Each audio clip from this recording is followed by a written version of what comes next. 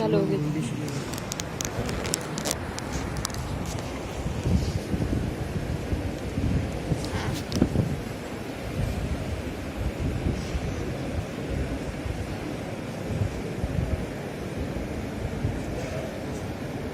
बिस्मिल्लाहिर्रहमानिर्रहीम।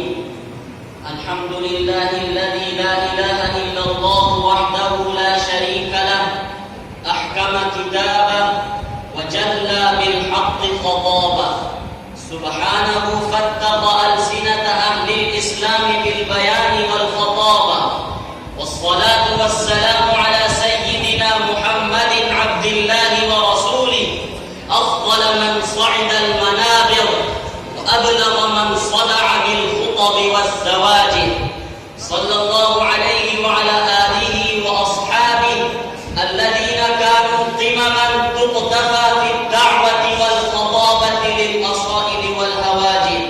أما بعد، أعوذ بالله من الشيطان الرجيم.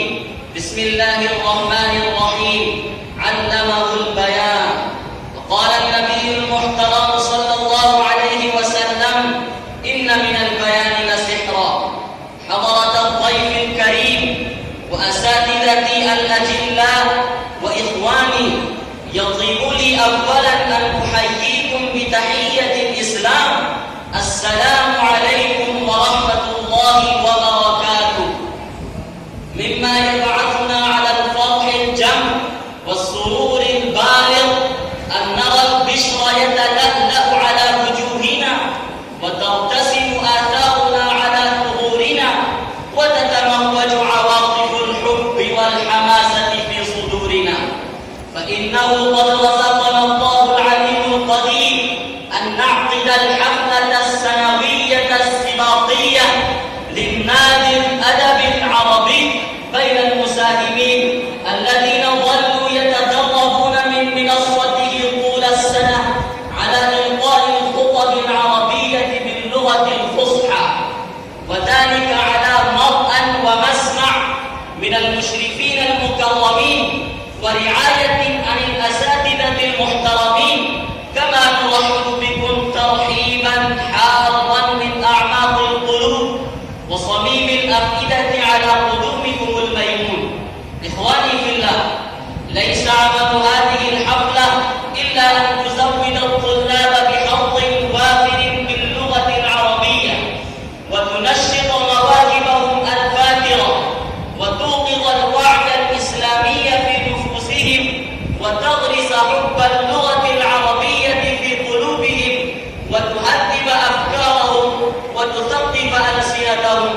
أيها الأحباء، لا شك أن القدرة على بيان ما يختلج في النفس نعمة جليلة، والقدرة على الإقناع وإيراد الحجج والبراهين منة عظيمة، والقدرة على القيادة والصدارة بالحق والمعروف والحب فضل عظيم، والقدرة على حمل الدعوات وتبليغ الرسالات ومطارعة الضلالات اصطفاء واختيار وسلوك لا يكاد ولا يبالي، وأن الخطابة وعلومها تدرب الخطيب على جميع هذه القدرات. فلتحقيق هذه الأغراض السامية النبيلة أحست هذه الدار بتأسيس النادي الأدب العربي، وقد أسس ولله الحمد على ذلك. ومنذ يومه الأول لم يزل يقدم بخدمات جليلة في مجال إعداد الخطباء البارعين، اللهم احفظه من كل نوع من الخطوط والدثور، واجعله يتقدم إلى الأمام في كل مجال من الخطابة والأدب. أيها الإخوة الحضور، إن النادي قد تمت له 24 مسابقة سنوية بكل حسن وجودة وفوز وفلاح، فلله المن والشكر على ذلك.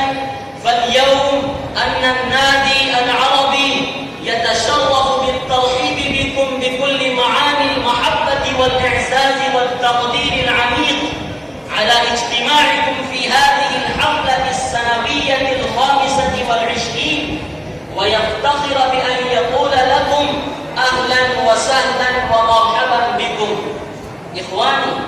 من المعلوم أن كل حفلة وبرنامج ينعقد بغير أن ينتخب لها رئيس يرأسها لا يتحقق جميع مشغولاتها على أحسن شكل، فلذا تحتاج إلى قائد يقودها وإلى رئيس يرأسها ليتحقق جميع مشغولاتها على أحسن شكل وتتم المضامين كلها على أبهى حال. فالجدير بنا أن ننتخب أولا رئيسا يسعد البرنامج بإشرافه ورعايته. فلتحقيق هذا الهدف السامي أدعو الأخ كفاية الله أن يقترح باسم رئيس الاحتفال المحترم، فليتفضل مشكورا. أعوذ بالله من الشيطان الرجيم.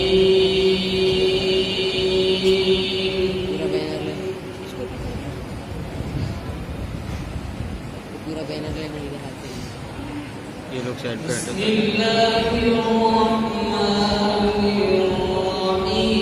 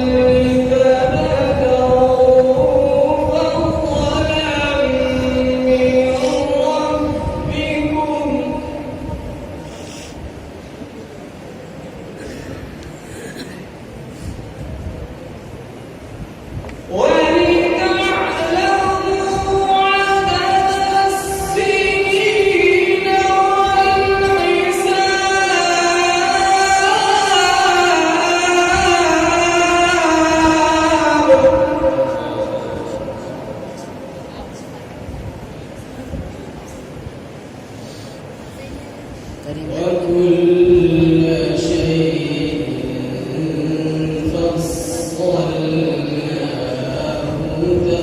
تفصيلا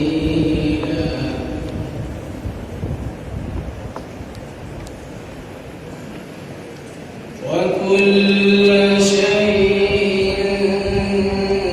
فصلناه تفصيلا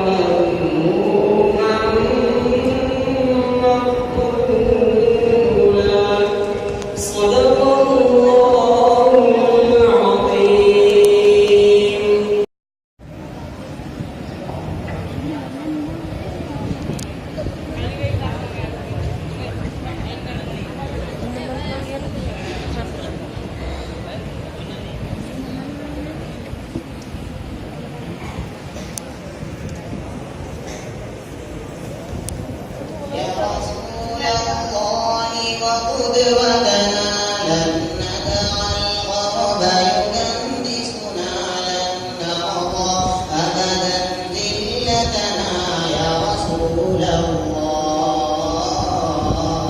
يا رسول الله وقدوتنا لن ندع الغرب يدنسنا لن نرضى أبدا ذلتنا يا رسول الله سنحطم قيد مآسينا ونلد حصون أعادينا ونزمجر وسط أعادينا يا رسول الله يا رسول الله وقدوتنا لن ندع الغرب يدنسنا لن نرضى أبدا ذلتنا يا رسول الله رجل قد جمع الإحسان بالحكمة والصدق زدانا وبه ظهر الحق وبانا برسول الله يا رسول الله وقدوتنا لن ندع الغرب يدنسنا لن نرضى أبدا ذلتنا يا رسول الله لا ندري كيف تجرأتم وتماديتم بعداوتنا لا ندري كيف تفرقتم لرسول الله شلت أيد بتمامها قد حفرت غدرا يحميها فيما قد رسمت هادينا ورسول الله ورسول الله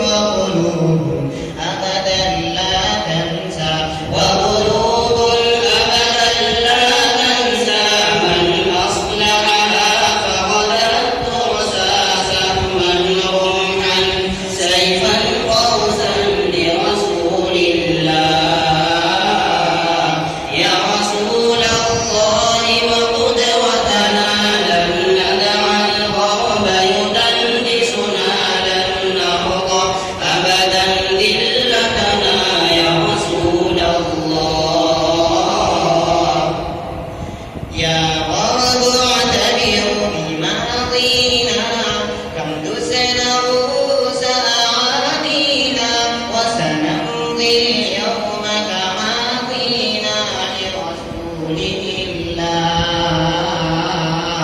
لرسول الله يا رسول الله وقدوتنا لن ندع الغرب يدنسنا لن نرضى أبدا ذلتنا يا رسول الله يا غرب سيسطعكم نور قد أشرق فوق رمانينا لن يبقى الإسلام سفينا يا رسول الله يا رسول الله بسم الله الرحمن الرحيم الحمد لله رب العالمين والصلاة والسلام على سيد الأنبياء والمرسلين وعلى آله وأصحابه أجمعين أما بعد سعادة رئيس الحفل الميمون وضيفنا المبجل والأساتذة الأجلاء وأعزائي من الطلبة أحييكم بتحية الإسلام السلام عليكم ورحمة الله وبركاته يسرنا أسرة الجامعة بل تهتز قلوبنا وأرواحنا اهتزاز أغصان على أن نرحب بضيفنا المكرم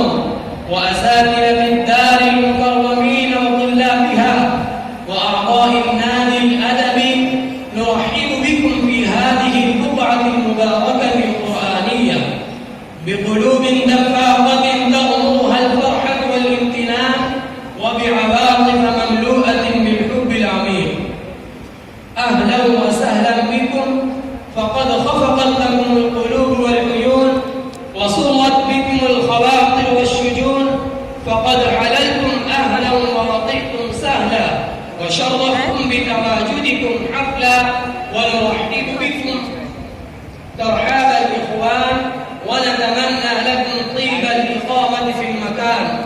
هيا أيادينا نمدها لكم ترحيبا وحفاوة آمنين أن تقضوا بصحبتنا أسعد وأطيب الأوقات وتقبلوا منا أعذب وأرقى تحابينا. فالجامعة لها صلة متينة وعلاقة ودية بالضيف المبجل، فنقدم إلى ضيفنا شكرا جزيلا مع الحب العميق على من بفرصته السعيدة إجانا بمناسبة زيارته الميمونة لهذه الدار المباركة. كلمة عن الجامعة. أيها الضيف الكريم، إن هذه المؤسسة العلمية تقوم في قرية هاسور التي أغلبية سكانها من السادات والشيوخ لهم قيم وتقاليد تشبه بقيم العرب وتقربهم بإخوانهم العرب في كثير من أطوار حياتهم وخصائص أبدانهم. وكانت هي القرية وضواحيها في أمس حاجة إلى معهد إسلامي تربوي أحس بها فضيلة الشيخ المفتي عبد الله المطاهري حفظه الله ورعاه. وأصبحت هذه الأمنية شغله الشاغل الذي أطار همه وأقلق باله إذ وفقه الله لتحقيق مرامه، فقام بتأسيس هذه الدار الإسلامية يوم الأربعاء في 8 من جمادى الأولى عام 400 للهجرة 30 يناير المصادف 30 يناير عام 85 و900 على تقوى من الله تعالى وتوكلا عليه. أيها الضيف الكريم، قد اجتهدت هذه الجامعة في نشر العلوم الإسلامية عامها 34 وهي تهدف نشر العقائد الإسلامية من المستقاة من الكتاب والسنة والتوحيد الخالص وأحكام العقيدة بختم النبوة وإزالة المنكرات والرد على الفرق الباطلة وتحفيظ القرآن الكريم بكافة ما يتعلق به من قواعد التجويد وتدريس فن القرآن والتجويد وغرس حبه وعظمته في قلوب المسلمين ونشر تعاليم الكتاب والسنة وأصول الدين الحديث من غير تأويل أو تحريف، وعلى منهج الصالح وتعليم اللغة العربية كلغة حية وإتقانها بحيث أنها تساعد في فهم القرآن الكريم والحديث النبوي الشريف. والجامعة ولله الحمد قد أكملت مع صغر سنها إنجازات رائعة وأدت خدمات جليلة مرموقة تقبل الله مساعيها وجعلها مشكورا. وكذلك نظرا إلى أهمية اللغة العربية قد ركزت الجامعة عنايتها على اللغة العربية من أول يومها، فقد أنشأت النادي العربي 13 للهجرة المصادف 93 لتدريب الطلبة على اللغة وعلى اختيار الأسلوب البليغ الأفاض في مجال الخطابة حتى يتمكنوا من تبليغ الرسالة الإسلامية الغراء والقيام بالدعوة إلى الله على بصيرة إيمانية وبحكمة بالغة وموعظة حسنة. أيها المستمعون الكرام، إن النادي الأدبي العربي التابع لهذه الجامعة له نشاطات متنوعة ولجان عديدة تعمل تحت إشراف الأساتذة الأجلة، وإليكم تعريف موجز لبعض اللجان النشطة. منها أولا اللجنة الخطابية، وهي تهتم بعقد الحفلات الخطابية الأسبوعية كل يوم الخميس في الحصتين الأخيرتين تحت إشراف أساتذة الدار. إلى جانب ذلك هي تقوم بإجراء مسابقة خطابية سنوية يشارك فيها الطلاب من كل فصل، وقد عقد النادي في العام الجاري 24 حفلة خطابية. بينما شهد النادي مسابقة داخلية في الخطابة ساهم فيها حوالي 100 طالب، وقد تم من بينهم انتخاب 19 طالبا للمسابقة المثالية التي تشهدها الجامعة اليوم. ثانيا، اللجنة الثقافية هي لا تزال تسعد وتتشرف بعقد حفلات علمية ثقافية تلقى فيها المحاضرات وتقام فيها المساجلات الشعرية وتطرح فيها الأسئلة ويجري فيها النقاش حول الموضوعات العلمية المختلفة، كما تسعد بورود العلماء الربانيين والدعاة الصالحين إليها يستفيد الطلاب بمحاضراتهم القيمة وخبراتهم العلمية الطويلة. فممن زار الجامعة في العام الجاري فضيلة الشيخ نزير أحمد الندبي حفظه الله ورعاه، ملبيا على دعوة رئيس الجامعة، فمكث أسبوعين تمتع خلالهما الطلبة مما ألقى عليهم من الدروس العربية، كما استهدوا منه في اللقاءات الخصوصية للبراعة على الخطابة والكتابة والإنشاء بالعربية والتعبير عما في ضمائرهم. ثالثا، اللجنة الصحفية هي تركز على إصدار المجلات العربية الابتدائية في بداية كل شهر، وحقا أن النادي العربي يؤدي دورا مهما في تكوين بيئة أدبية داخل حرم الجامعة، وقد ظهرت نتائجه على نطاق واسع، هكذا نرى النادي في الطريق إلى الازدهار والتقدم. فهذه كلها بمجرد فضل الله سبحانه وتعالى وكرمه عليها وجهد رئيسها العام السابق، وهو أحد الخريجين البارزين من جامعة مظاهر العلوم بسهرته، ومن العلماء العاملين في حفظ خدمة الكتاب والسنة على نهج صالح ممتاز، وهو يعترف بقضايا أمة الإسلام ويساعد المصابين والمنكوبين ويمسح دموع من أناق عليهم الدهر، وما زال قام بتدريس الجامع الصحيح رغم أشغاله الإدارية وأعماله الإغاثية، فجزاه الله تعالى عنا جميعا أحسن الجزاء ويبقيه ظفرا للإسلام والمسلمين. فيا أيها الحضور، الضيف الكريم الذي نسعد بزيارته هو صاحب السماحة أديب اللغة العربية محمد إقبال الندبي المدني حفظه الله ورعاه. إن فضيلته من كبار أساتذة دار العلوم فلاح الدارين بتركيزة التي لها صيت وسمعة في داخل الهند وخارجها كذلك، فهو يدرس الأدب العربي والإنشاء والتفسير في تلك الدار، وله اطلاع واسع على الأساليب العربية وأعماقها، كما أن له يدا طولى في الإنشاء يتمتع منه طلبة الدار كثيرا. إن فضيلته قد اجتاز المراحل الابتدائية في الكتاب المحلي، ثم التحق بدار العلوم فلاح الدارين بتركيزة وتمتع من جوها العلمي، وتخرج على أساتذتها البررة الممتازين في العلم المتحلين بسمات الواهب والصلاح، حتى نال شهادة الفضيلة بدرجة ممتازة عام 75 و900 وألف.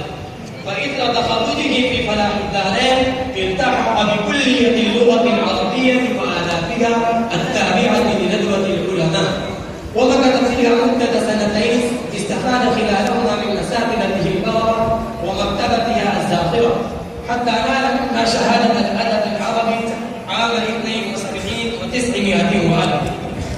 فبعث إلى كلية الدعوة وأصول الدين بالمدينة المنورة، والتحق بها ومكث فيها مدة 4 سنوات متمتعا من جوها الروحي، ومنذ العام 83 و900 بعد الألف من الميلاد يشتغل بالتدريس في دار العلوم فلاح الدارين بتركيزة، إلى جانب قيامه بالأمانة العامة للنادي الأدب العربي، كما يعمل دورا في فرع رابطة الأدب الإسلامي في غجرات. فبارك الله في علمه وتقبل منه خدماته الواسعة، آمين.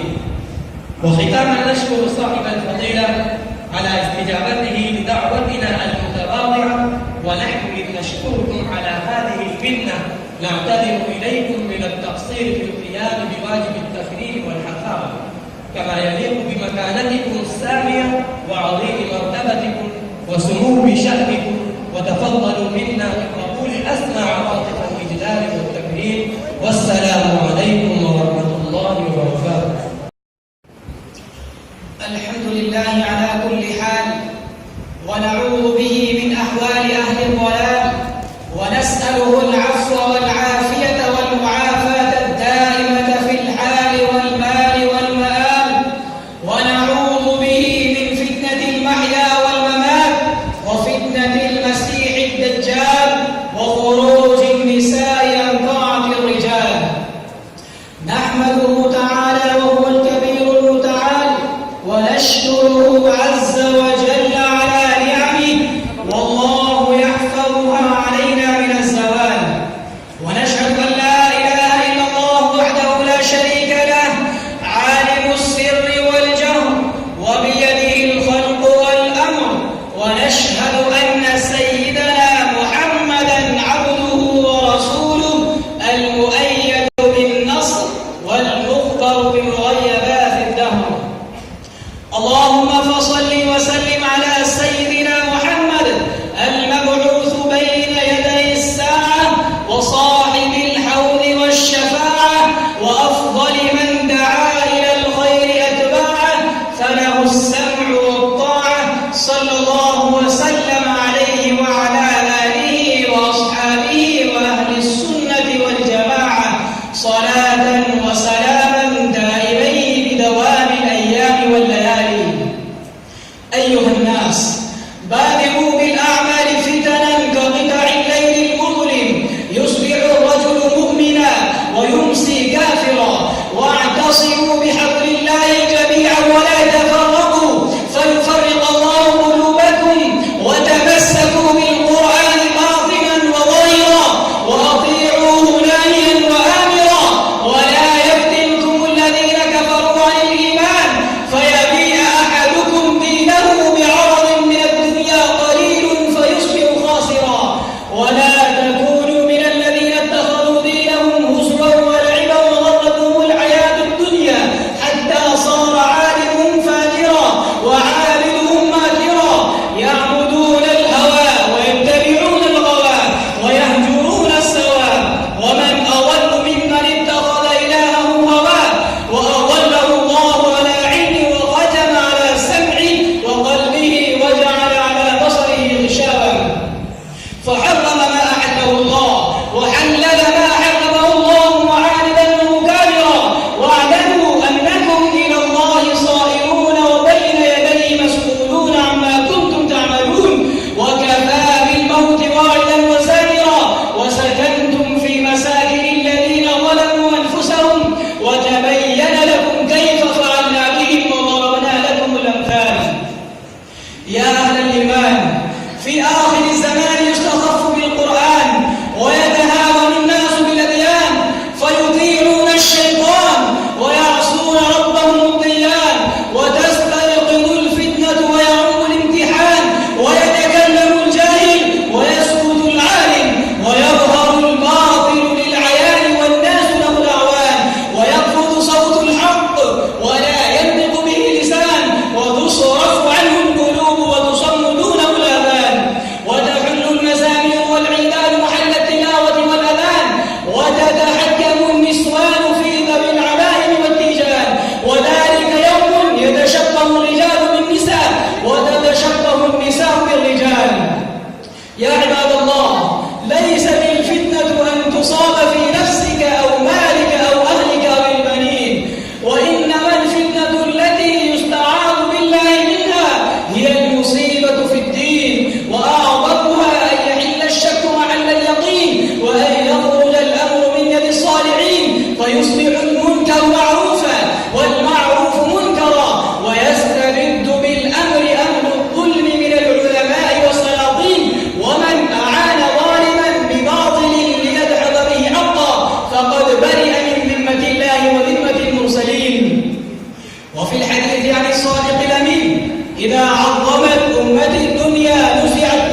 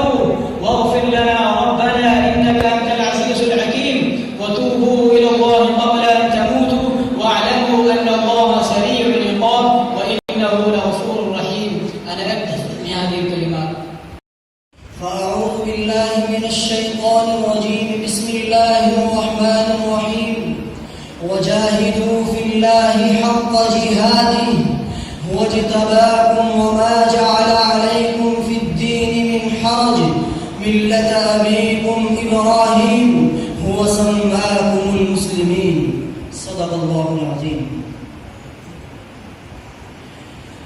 أريد أن أخطب أمامكم خطبة وجيزة حول موضوع الجنة تحت ظلال السيوف.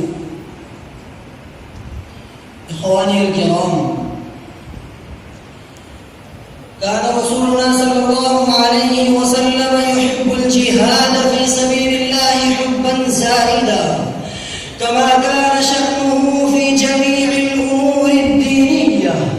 لقد دخل الجهاد في شراف قلبي، فكان يقول: والذي نفس محمد بيده لوددت أن أغزو في سبيل الله فأقتل، ثم أغزو فأقتل، ثم أغزو فأقتل. وهناك كثير من الأحاديث النبوية التي تدل على شرفه الزائد للتفاني في سبيل الله والاستماتة فيه والتضحية له.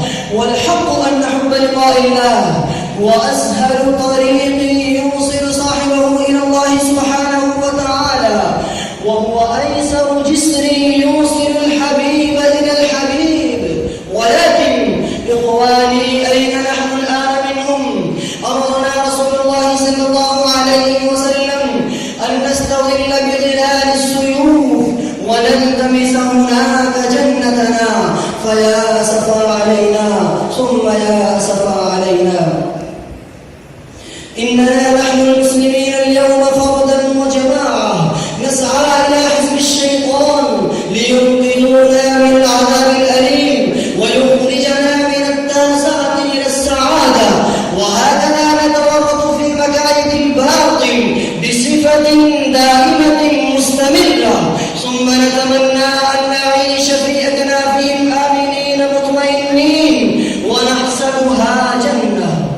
إننا تركنا حياة الكفاح والمقاتلة والمفاخرة والمجاهدة والمغامرة، ورضينا بالذل والاستسلام أمام العدو والخضوع له، ونكتم هذا الذل الفاحش في ألفاظ حسنة رائعة رائقة. وهل وجدتم رجلا ميتا سميتموه حيا فقام يمشي؟ كذلك نحن الآن. والله ما أعظم هذه الخديعة، وما أكبر هذا المكر، وما أشد هذا الكيد الذي كان بنا عدونا، وبعض منا مسرور على أن هذا هو الصلح الذي سوف يتبدل فتحا مبينا. أستغفر الله ثم أستغفر الله. يعلموا أيها الإخوان أن من لم يجعل الجهاد وظيفة لحياته ولم يخطر بباله وقتا ما ولم ينصب أمام عينيه هذا الهدف المنشود ثم مات، فقد مات على شعبة من النفاق، كما جاء فيما رواه أبو هريرة رضي الله تعالى عنه عن رسول الله صلى الله عليه وسلم أنه قال: من مات ولم يغزو ولم يحدث به نفسه مات على شعبة من النفاق. أيها المستمعون الكرام، القرآن يدعونا إلى الجهاد ويقول: انفروا خفافا وثقالا وجاهدوا بأموالكم وأنفسكم في سبيل الله. والأحاديث تحرضنا على الجهاد، وأحوال المسلمين في الهند وفلسطين تهز غيرتنا وحماستنا، والمستضعفون من الرجال والنساء والولدان ينادوننا: إخوانا أين أنتم اليوم؟ أين المحبة في الله؟ أين الغيرة لله؟ وأين الجهاد في سبيل الله؟ أحلامنا ضائعة، آمالنا خائبة، أمانينا خاسرة، أهدافنا فاشلة، أملاكنا فائتة، أعدادنا ظالمة، عيوننا باكية، قلوبنا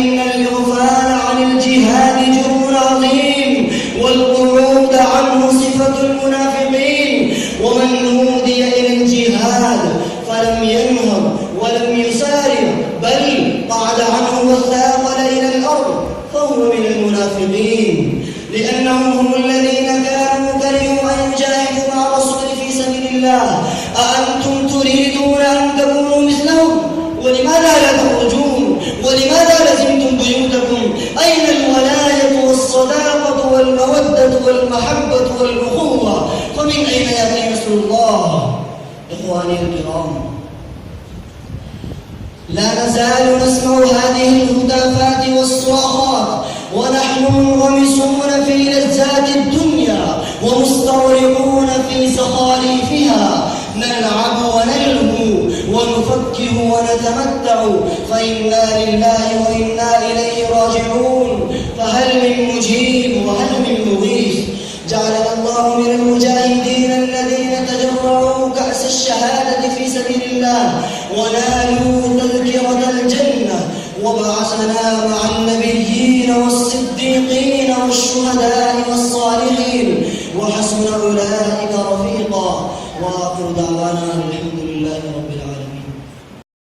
على نعمه الوافرة ومننه المتكاثرة، ألا وإن من أعظم آلاء الله على عباده ما شرع لهم من العبادات العظيمة والمواسم الكريمة التي بها تزكو نفوسهم وتمتلئ خيرا وصلاحا وبركة ونماء وتشع نورا وضياء وتلألأ إشراقا وصفاء. وإنما تعيشه أمة الإسلام هذه الأيام في ظلال هذا الشهر الكريم والموسم العظيم، حيث الأيام المباركة والليالي الغر الفاضلة له من أعظم الفرص الإيمانية التي لا تعوض ولا تقدر بثمن.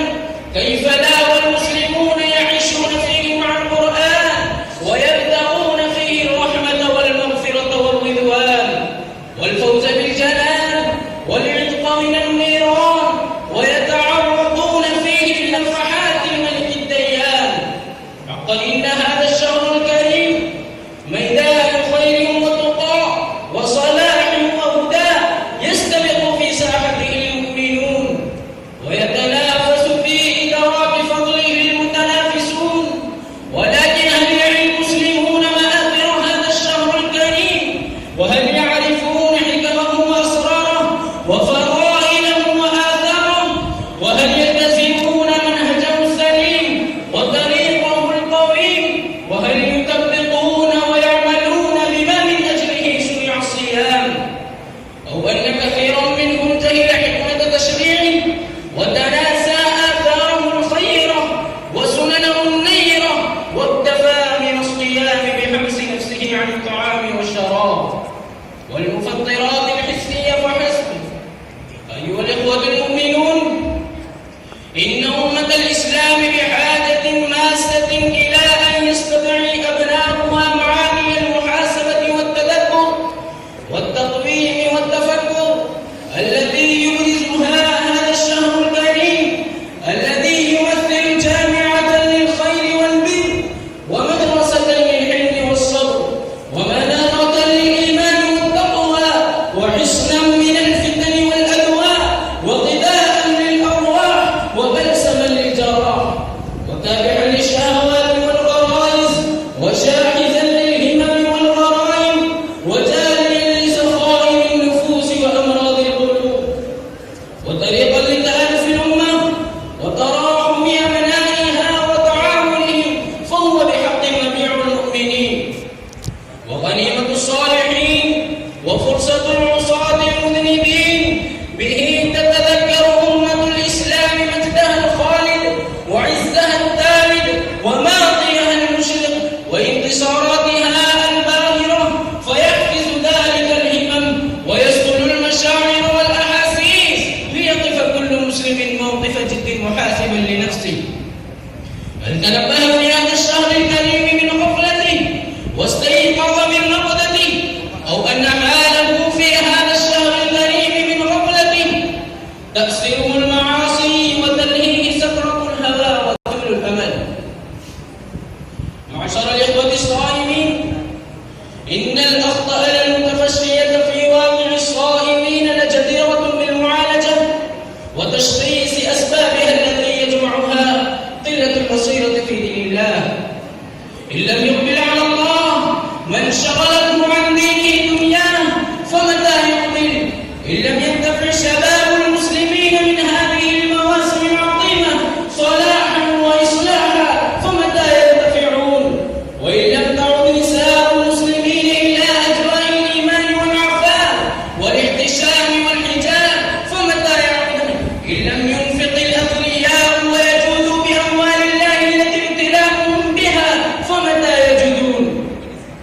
نحن مقبلون على الأيام العشر الأواخر من رمضان التي ترجى فيها ليلة القدر، فهل من مشمر لعبادة الله ومتعوذ لعفو الله أما آن للقلوب الغافلة والنفوس الشاردة أن تقبل على الله قبل فوات الفرص وانقضاء الأعمار؟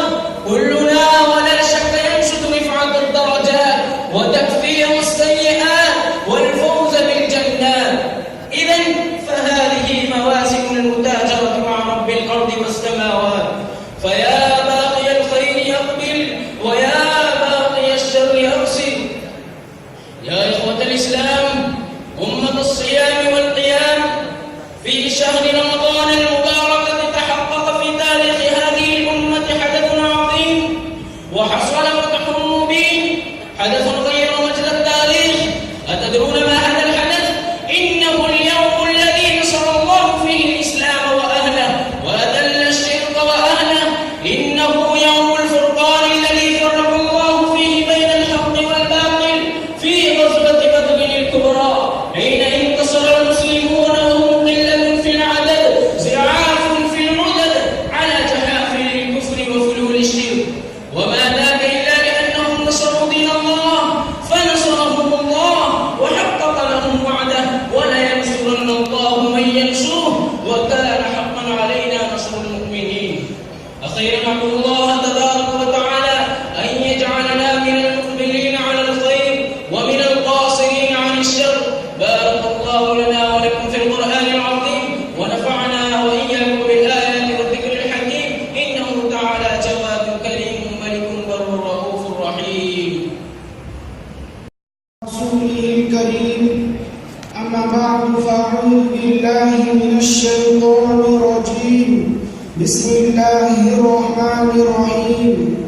وجاهدوا في الله حق جهاده. وعن أبي موسى الأشعري رضي الله تعالى عنه عن النبي صلى الله عليه وسلم قال: إن أبواب الجنة تحت ظلال السيوف، أو كما قال عليه الصلاة والسلام. أيها المستمعون الكرام، بين الإيمان والنصر موقف لا بد من، ألا وهو الجهاد بصبر وثبات.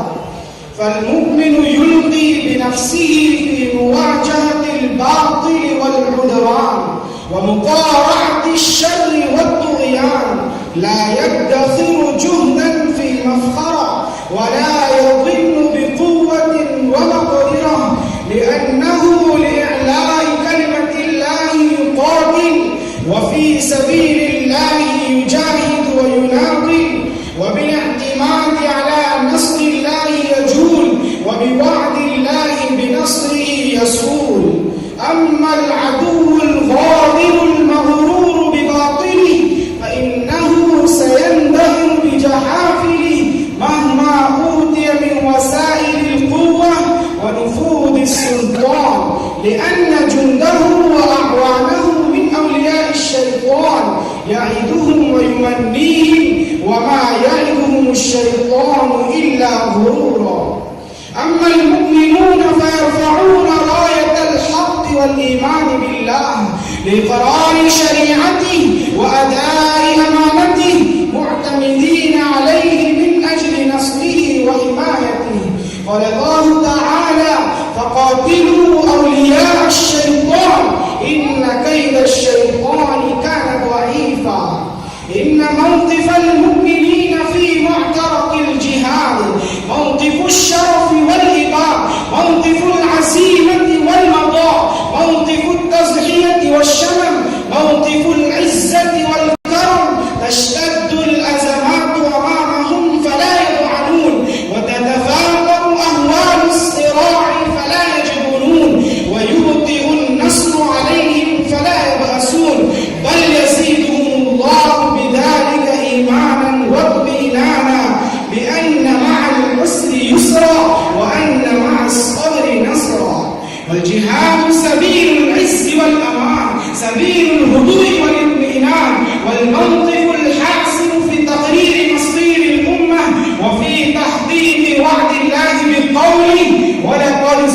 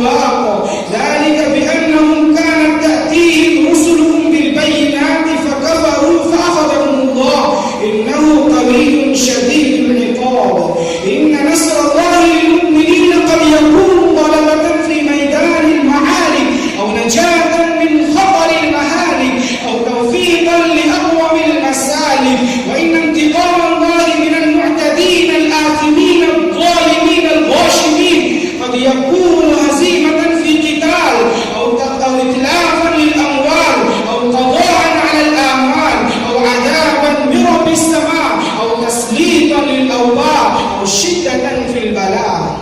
وكذلك أخذ ربك إذا أخذ القرى وهي ظالمة إن أخذه أليم شديد.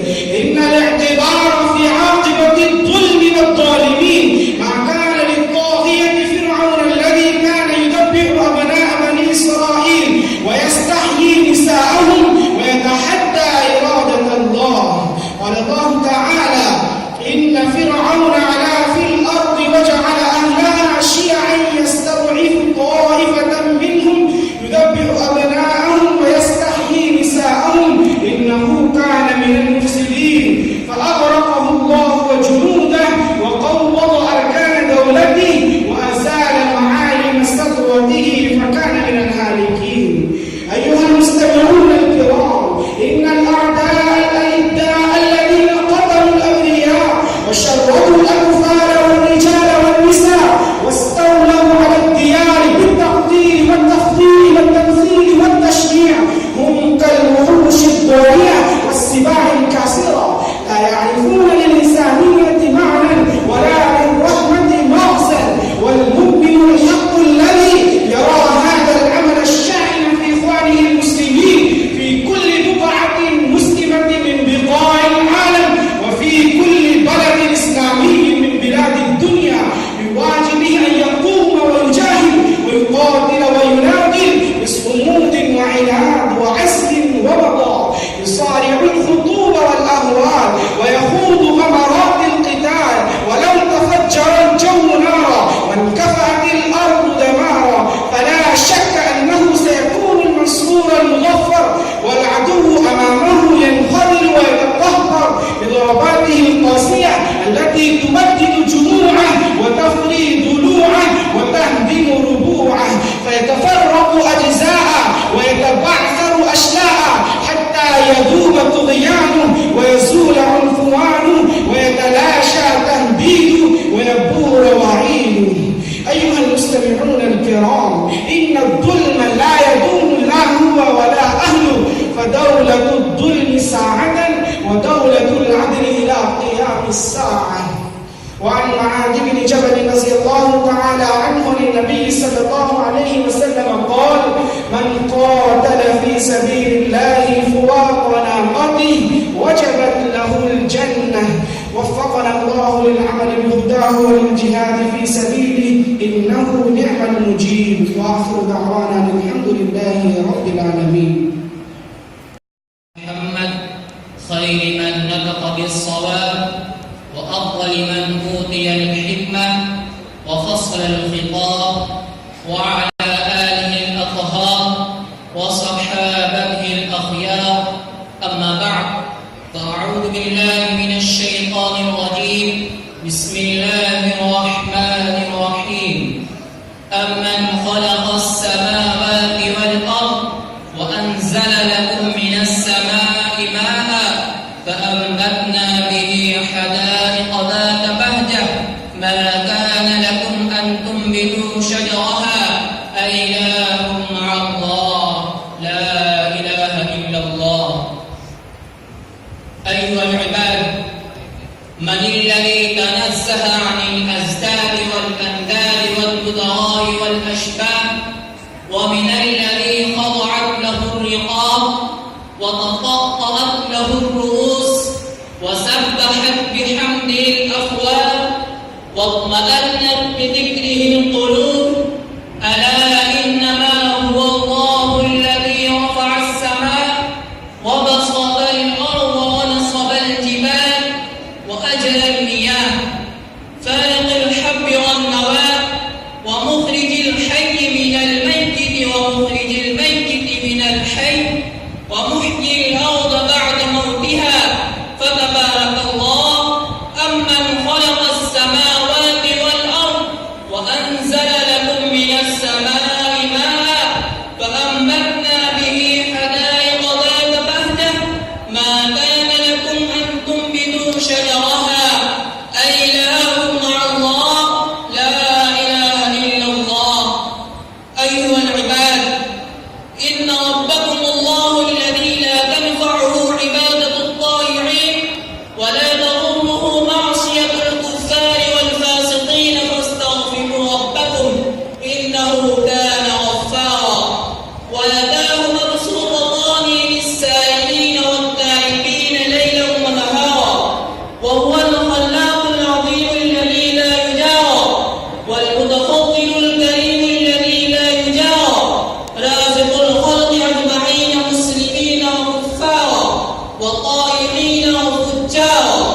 فما لكم لا ترجون لله وقارا وقد خلقكم أطوارا أمن جعل الأرض قرارا وجعل خلالها أنهارا وجعل لها رواسي وجعل بين البحرين حاجزا أإله مع الله لا إله إلا الله. أيها العباد، يا أيها الإنسان ما غرك بربك الكريم الذي خلقك فسواك فعدلك في أي صورة ما شاء ركبك. كلا بل تكذبون بالدين وإن عليكم لحافظين كراما كاتبين يعلمون ما تفعلون. أيها العباد، فكيف تعصيه يا عباد الله وهو الكبير المتعال؟ وكيف تعرض عن بابه وتسأل غيره وهو الذي أمرك بالسؤال ووعدك بالإجابة على كل حال، وكل شيء دونه فقير إليه، وهو القائل بنفسه الغني بما لديه ما لم تبطل الدعاء بالاعتداد به باستعجال، وكل شيء دونه فقير إليه. فإذا سألت فاسأل الله، وإذا استعنت فاستعن بالله، فإنه واسع الجود شديد المحال. واعلم أن الأمة لم استمعت ألا ينفعوك بشيء لم ينفعوك بشيء قد كتبه الله لك، ولو استمعوا ولا يضروك بشيء لم يضروك إلا بشيء قد كتبه الله لك. رفعت الأقلام وجفت الصحف بما كان وسيكون في الماضي والحال والاستقبال. أفمن يبدأ الخلق ثم يعيده ومن يرزقكم من السماء والأرض لا إله إلا الله. أيها العباد، لا تركع ولا تسجد ولا تحلف إلا لله، ولا ترجو ولا تطمع إلا لله، ولا ترهب ولا تخف في أي مخلوق ما دام حسبك الله، ولا تخشع ولا تذل إلا للذي لم يتخذ ولدا ولم يكن له ولي من الذل، فلا تتوكل إلا عليه ولا تستعن بسواه. الزم بابه واطلب غيره وفوض أمرك كله. قل من بيده ملكوت كل شيء وهو يجير ولا يجار عليه إن كنتم تعلمون. سيقولون لله لا إله إلا الله.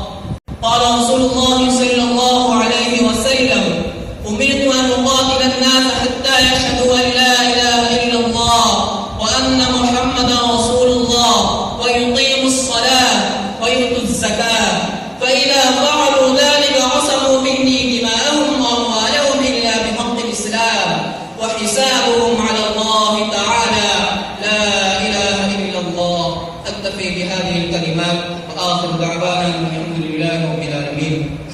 الحمد لله رب العالمين، والصلاة والسلام على سيد الأنبياء والمرسلين وعلى آله وأصحابه أجمعين. أما بعد، فأعوذ بالله من الشيطان الرجيم.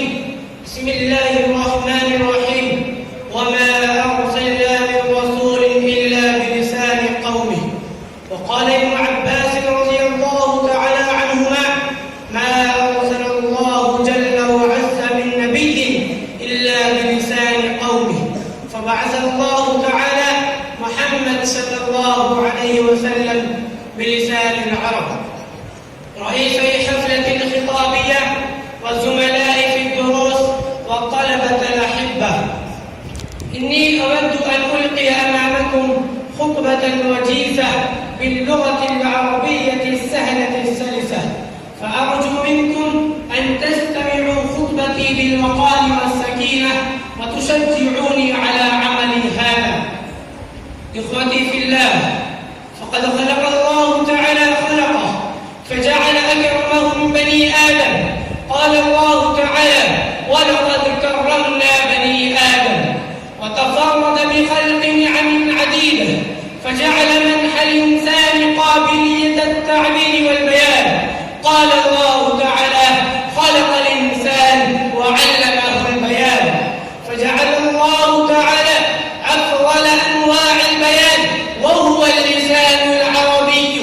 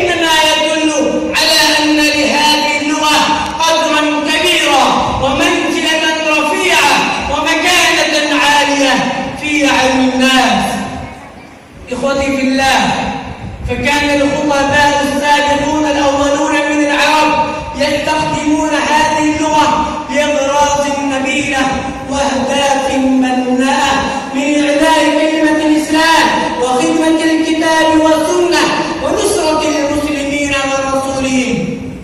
فكان الخطباء والشعراء والأدباء في عصر النبوة صلى الله عليه وسلم يقومون بين الجيوش الإسلامية ويحضرون مشاعرهم ويثيرون عواطفهم ويشجعون هممهم. من المؤسف المخجل جدا أيها الطلاب الأعزاء أن بعض الأدباء المسلمين هذا العصر يريدون أن يطفئوا نور هذه اللغة باستخدامها لأغراض فاسدة وأمور تافهة وبشهواتهم النفسانية، ويستغلونها لكي ينشروا الأفكار الزائفة والاتجاهات الباطلة في الناس، فهم يستحيون عن انتمائهم إلى الإسلام وفكر الأصيل، فهم يصدرون من الرسائل والمجلات مع ترضى مآلمهم الرذيلة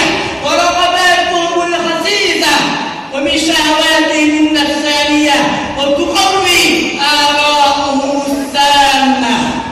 أيها الطلاب الأعزاء، نحن نقصد بهم كالأعمى في بيان قصص فاحشة وحكايات داعمة خليعة تتلذذ بها نفوسهم فقط.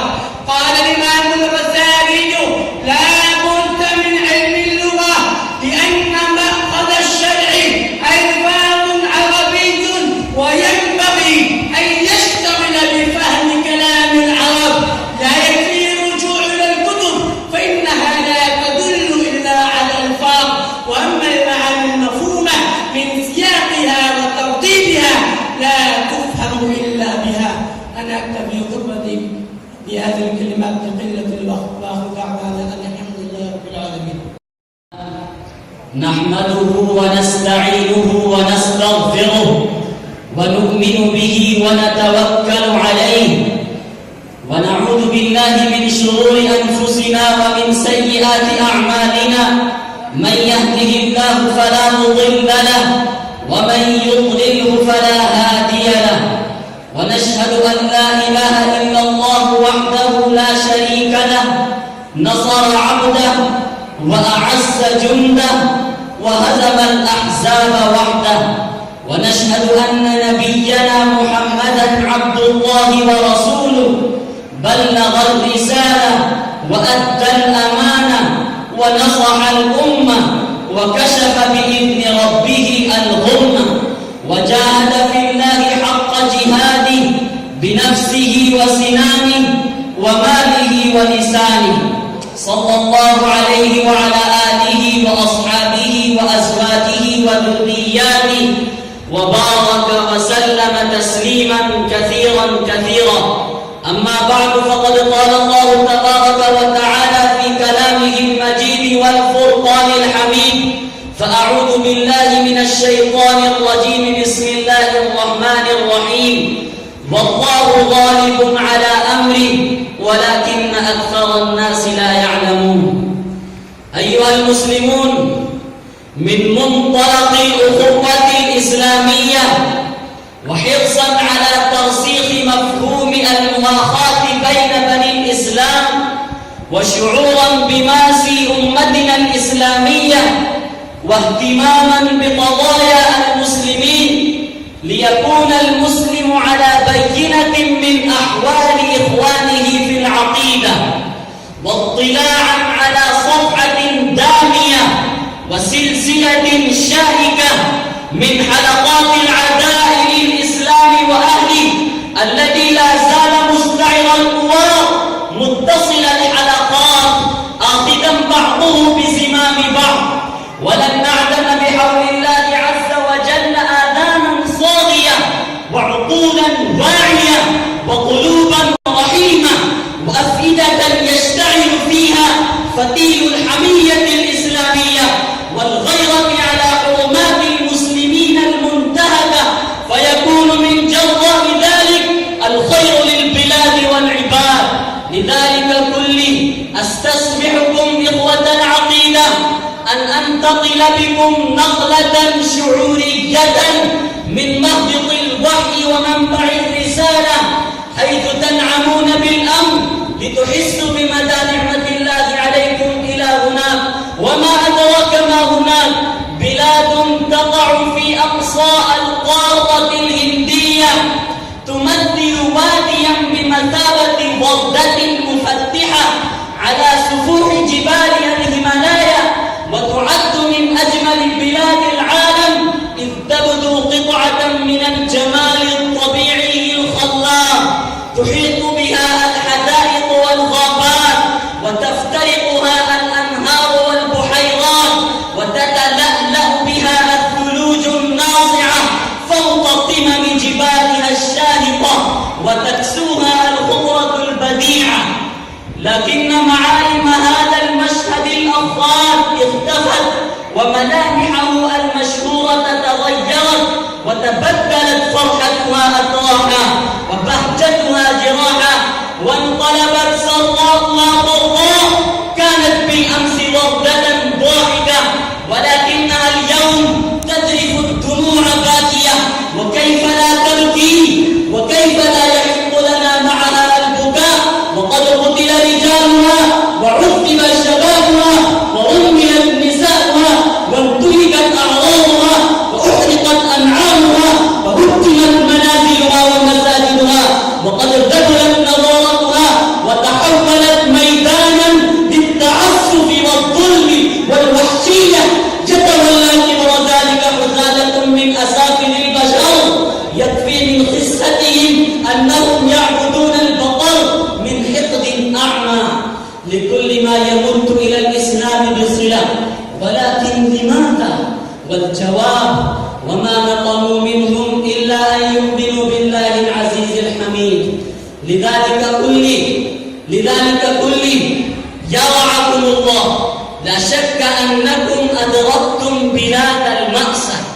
إنها تذبح الضمير على ثرى بلاد الإسلام والجهاد في كشمير المسلمة، صوت لا يسمع، وأنين لا يسمع، دم يجري ودمع لا يكفكف، غفل عنها كثير وشغل عنها جم غفير، وتجاهلها الإعلام العالمي وخذلها الإعلام الإسلامي مع شديد الأسف. أيها الأحبة في الله، لقد ارتكب الهندوس الوثنيون في القارة الهندية عامة وفي كشمير خاصة جرائم يندى لها الجبين. فكم من مسن بحاجة إلى الرعاية والعناية ضرجوه بدمائه، وكم من امرأة ثكلى أفقدوها زوجها ووليدها، وكم من طفل بريء يحتاج لمسة حنان ودفقة عطف وشفقة، وكم من طفل أفقدوه أمه الرؤوم وأبوته الحنان. أيها الأحبة في الله، أين المحبة والغيرة؟ وأين المروءة؟ وأين النخوة؟ ولكننا نخشى أن نكون ممن قيل فيهم: مررت على المروءة وهي تبكي، فقلت: على ما تنتحب الفتاة؟ فقالت: كيف لا أبكي وأهلي جميعا دون خلق الله ماتوا. أيها العلماء والصلحاء، ويا أيها الأثرياء والغيورون، ما لكم صامتين وعن نصرة إخوانكم معجبين؟ إن كل الغيورين من أبناء المسلمين أن يهبوا جميعا لنصرة الشعب الكشميري المضطهد الأبي، وأن يقفوا مع إخوانهم المجاهدين في كشمير، ويمدوهم بالمال والعتاد والرجال، حتى يعود للشعب الكشميري حقه المشروع. والله المستعان على ما تصفون. وآخر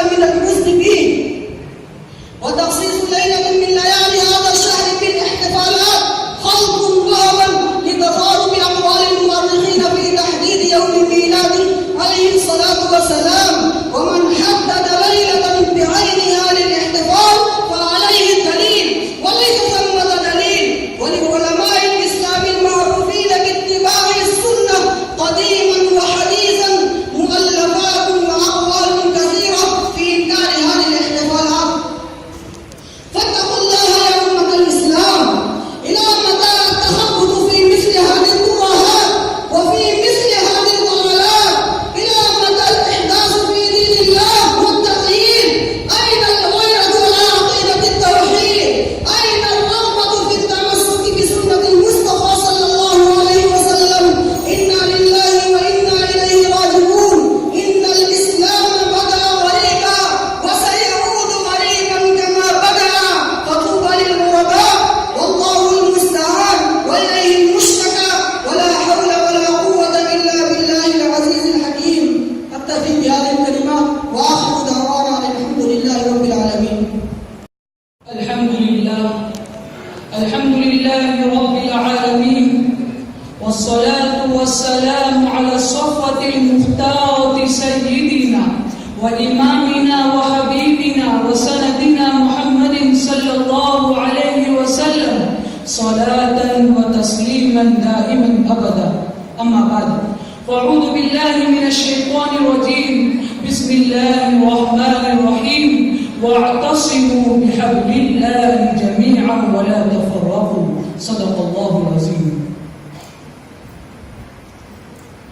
إذا تصفحنا تاريخ أمة من الأمم وجدنا سنة الله تعالى أنها تحظى بقوتها وسيادتها وتحظى بعظمتها وغلبتها بمقدار حظها من الوحدة والوفاق.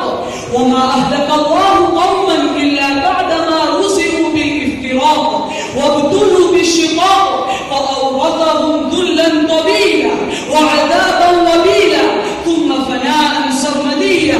وإن هذه الأمة التي سماها الله خير أمة وصنع معلمها رسول الله صلى الله عليه وسلم كانت أمة عظيمة قوية البنية صحيحة المزاج شديدة البنيان. كانت أمة فتية متدفقة بالحيوية مليئة بقوة الإيمان متحفزة بالفداء والتضحية صالحة لقيادة البشرية. عليها سياد من شدة البأس ويحيطها سور من منعة الهمم وتخبد في ساحاتها عاصفات النباسل وتنحل بأيدي ولاتها عقد المشاكل. امتد سلطانها على الداني والقاسي وعلت لها الكلمة على نصف الدنيا وسادت عاداتها وأخلاقها على العالم بأسره. وعرفت الأمم أن لا سعادة إلا في انتهاج نهجها واتخاذ شرعتها. وكانت قليلة العدد كثيرة الساحات وكانت للعالم مدبرة وهادية ورحمة ورائدة ومهداة. كانت هي حالها في قرونها الأولى إذا انتثر منسوبها وتفرقت أهواؤها وانشقت عصاها وتبددت جماعتها وانحلت من التعاون فيما بينها وانقطعت أواصر الوحدة والتعاضد وانصرفت عزائمها وضعفت عقائدها وضاقت مقاصدها ومسؤوليتها وافترقت إلى شيع وأحزاب وكل حزب بما لديهم. أيها الإخوان، جعلكم الله بشرا سويا وألبسكم لباس الوحدة الإنسانية وربطكم بمصير العقيدة والأخوة الإسلامية، وأنكم اخترتم لأنفسكم أشكالا وأزياء وسميتم أنفسكم أسماء ما أنزل الله بها من سلطان. زغتم فزاغ الله قلوبكم حتى ضعفت رابطة الوحدة البشرية وانفصلت عراها عروة وتفرقتم شعبا شعبا وقبيلة قبيلة. كثرت أوطانكم فيتبادل بعضكم بعضا باسم الوطن. تعددت فوارقكم الجنسية